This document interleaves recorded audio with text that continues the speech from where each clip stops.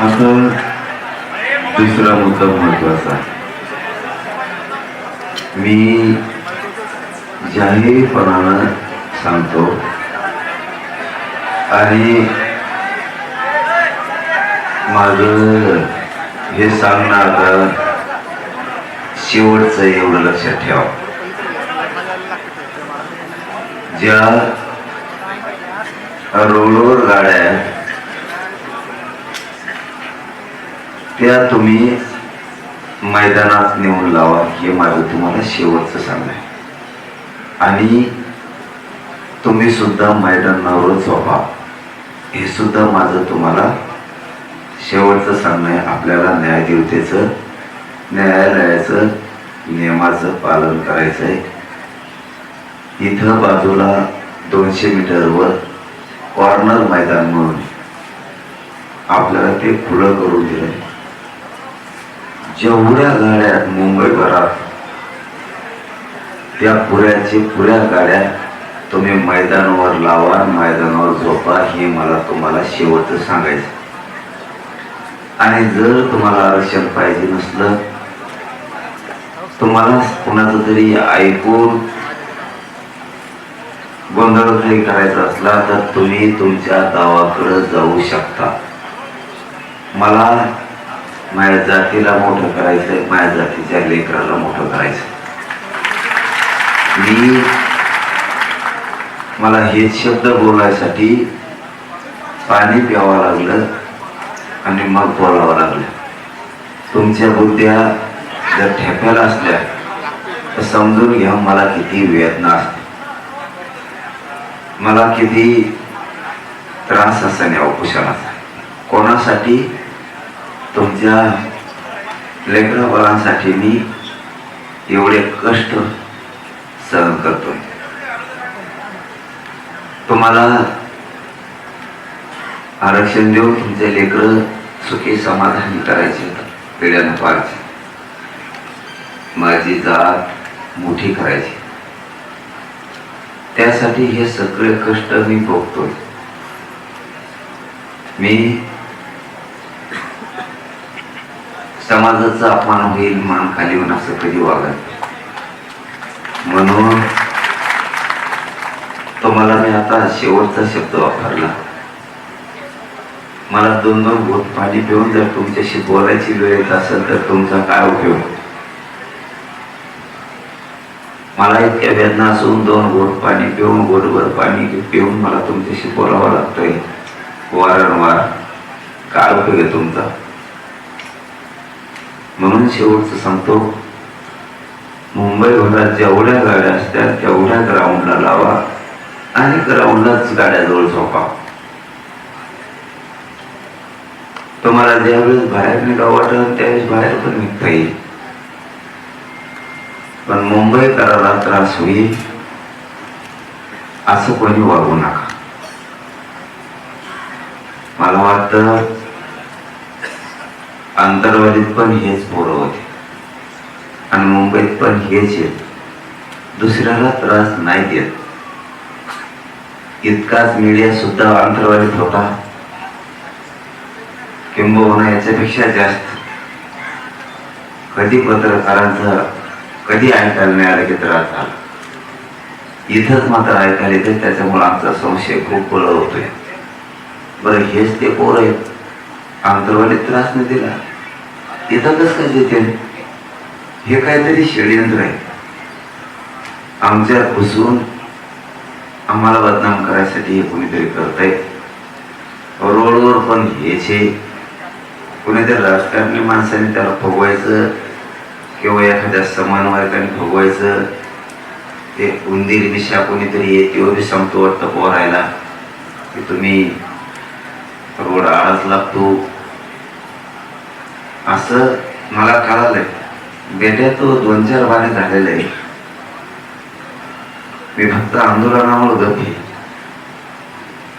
तो अंतरवालीला पण हेच केलं होतं एकदा. तुतवाड्या जिल्ह्यात पण हेच केलं, मुंबईत पण हेच केलं. तू मूक मोर्चाच्या टायमाला पण हेच केलं. तुला आम्ही चांगले ओळखून तुला आणखीन एकदा सांगतो, तू माया नादाला लागू नको. तुला माहिती मी किती गंड्याचा आहे. मी जर मागा लागलो तो खुटा उठतो पुरा. असे चाले करू नको. तुला घरी झोप, कारण इथं माझ्या जातीच्या आयुष्याचा प्रश्न आहे. माझी जात मला पुढे न्यायची आणि तुला नेत्याचं पायापासून सगळं चाटायचंय. तुला अशी सवय पैशापुढं.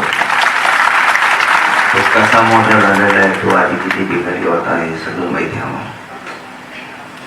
आणि तुला चांगलं माहिती आहे मी किती विचित्र नमुना आहे.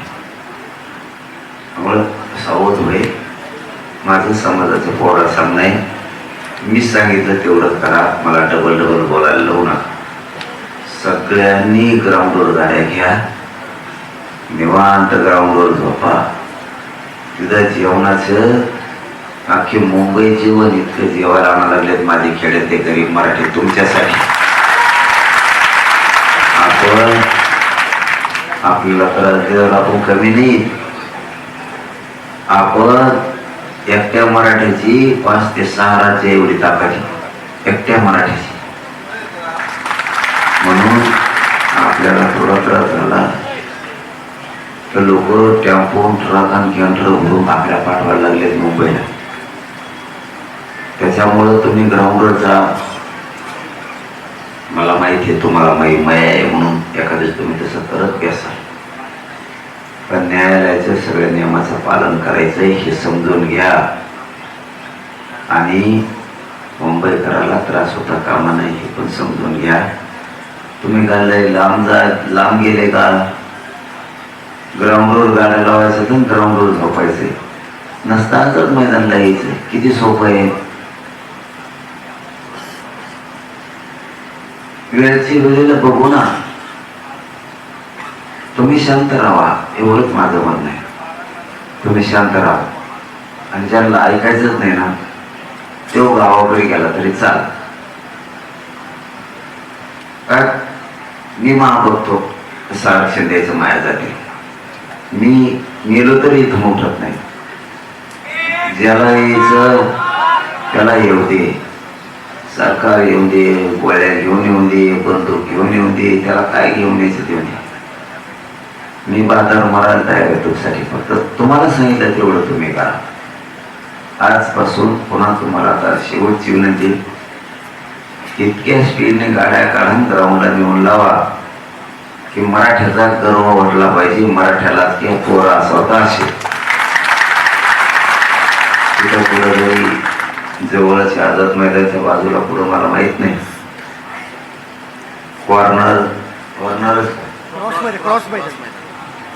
क्रॉस नाव असे होते बदली जाऊ नये. एवढा कॉर्नर म्हणते एवढा क्रॉस म्हणते एवढं काही म्हणते. हात आपला नाव दे घेता येणार आणि घेता येणार. जर क्रॉस मैदान आहे पुढं तरी तिथं गाड्या नेऊन लावा झोपा. जिथं जिथं मैदान असतील तिथं लावा. कमी पडलं तर सरकार आणि पोलीस म्हणले की आम्ही आणखी मैदान उघडं करून देतो. मग आता तुम्ही गपचीप मला उद्या ऐकायला सुद्धा न्यायला पाहिजे. हा आज रात्री तुम्ही उद्या नाही दबावर मी मला नाही गावाकडे फोन करणं या दलिंदरला तिकडे घेऊन जा म्हणून एक पक्षाची आवाज ते ध्यानात ठेव. म्हणून आता सगळ्यांनी ग्राउंडवर जाऊन झोपा. कोणीही रोडवर गाड्या ठेवू नका. मला जात जिंकायची. तुमच्यामुळं माझी जात हारू नये त्याच्या पुढे तुम्हाला आता बोलत नाही.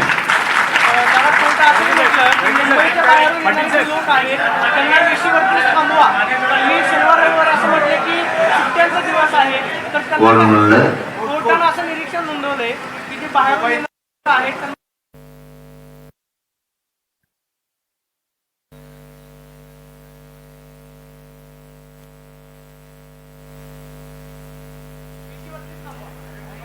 सांगितलं तुम्हाला न्याय देवता. मी तुम्हाला अंतरवळीत होतो 10 दिवसापूर्वी. गरिबांचा आधार न्याय देवता. सरकारने न्याय नाही दिल्यावर न्याय देवता न्याय देईल. तसं न्याय देवता आम्हाला न्याय देणार. न्याय देवतेचं बाहेर राहणार मुंबईच्या बाहेर गाड्या असं म्हणू शकत नाही. का तुम्ही या पण शांततेत गाड्या लावा, तुम्ही शांततेत तिथं बसा. हे न्यायदेवता म्हणू शकत, आवा न्यायदेवता म्हणू शकत नाही. त्याच्यामुळे मी काय बोलू शकत नाही, पण नियमाचं पालन होणार. तुमच्याशी वकील चर्चा केले, 48 तासाची मुदत दिलेली आहे. रस्त्यावर गर्दी आहे, गाड्या नाही, सगळी आंदोलन आहे, ते आंदोलन रस्त्यावर जात आहे आणि ते थांबत आहे. त्यामुळे वाहतुकीला सगळ्या गोष्टी अडचण होते आणि उद्या 3-4 वाजता सुनावणी आहे. बरं, मला नाही माहित. मी आता ते पोरांना सांगायसाठी पाणी पिऊन उठलोय. बघा, तुम्ही तरी किमान 10-12 जण असेल, तुम्ही आपला सेकंद बघितलेला. मला म्हणजे 4 रात्री 4 दिवस उपोषणामध्ये मी किती हाला केली. तुम्हीच लोक आहेत की पत्रकारितेच्या पलीकडे जाऊन हाताला धरून उठवणारे लोक आहेत. तरी मी लोकांना सांगण्यासाठी उठलो की शांत राहा, न्यायदेवता न्याय करल. ते सुद्धा पोरं रस्त्यावरचे ग्राउंडवर जाऊन झोपतील, ग्राउंडवर राहतील, शांततेत सगळं करतील. आम्ही न्यायालयाचे नियमाचं सगळं पालन करू आणि त्यांनाही सांगतो तुम्ही पण पालन करा.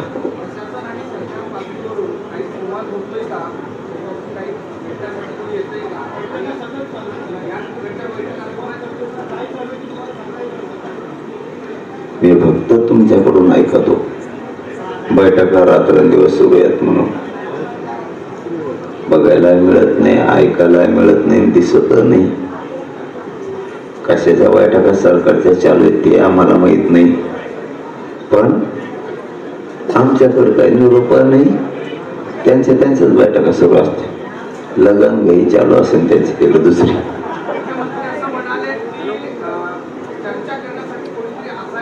अरे त्याला सांग ना थोडं लेफ्टला यायला. त्याला मी आहे नाही इथं. महाग आहे कुठलं थिएटर.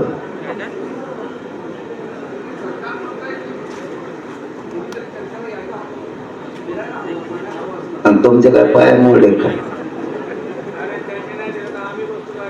अशी कोणची पद्धत? आम्ही चर्चेला यावं, नामकं करावं. चर्चे फिरच्याला नाही पाठवत आम्ही कोणा. तिकडेच गेले फोटो द्यायचे. तुम्हाला यायला काय झालं चर्चेला? तुम्ही चर्चेला या ना. बाकीचे मंत्री, बाकीचे चर्चा करणारे 500-500 किलोमीटरवर येते.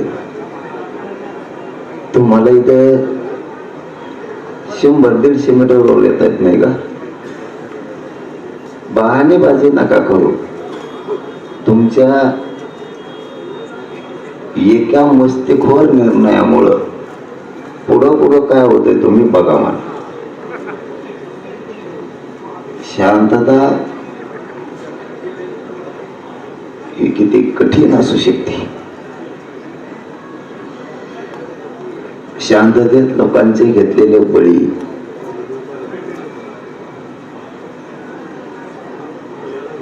याची किती परिसीमा अवघड असते हे देवेंद्र फडणवीसला कळत. न्यायदेवता काय सांगते आणि देवेंद्र फडणवीस काय करतो हे त्याच्या अक्कलनाच्या बुद्धीच्या पलीकडे आहे. त्याच्या एका मस्तिष्कवर निर्णयामुळं, वागणुकीमुळं मराठ्यांना तुच्छतेची वागणूक द्यायची. या वागणुकीमुळं ही शांतता एवढी विकोपाला जाऊ शकते की कधी 20-25 पिढ्यांना सुद्धा विचार केला नसेल. इतकी परिस्थिती तो आणू शकतो. बस झाला आला बस.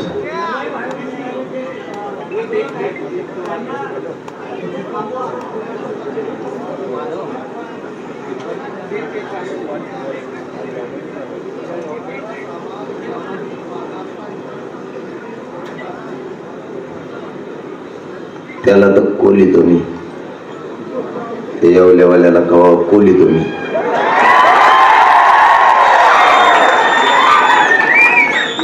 मराठा आणि कुणबी एक हे फायनल आहे आणि आम्ही त्याच्यावर राहणार आहे. त्याला मी महत्व देत नाही. बस झालं आता मला तोंड आंगळून गेले.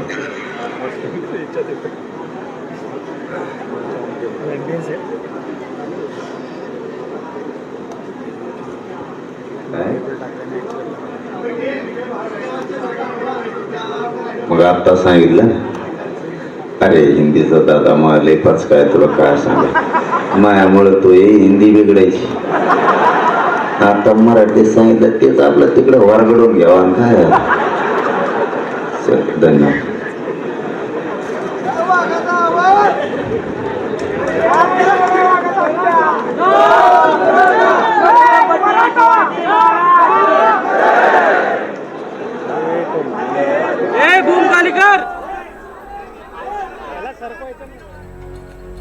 आजपासून पाणीही पिणार नाही असं म्हणणाऱ्या जरांगे यांनी अखेर 2 घोट पाणी प्यायले आणि त्यानंतर त्यांनी मराठा आंदोलकांशी संवाद साधला.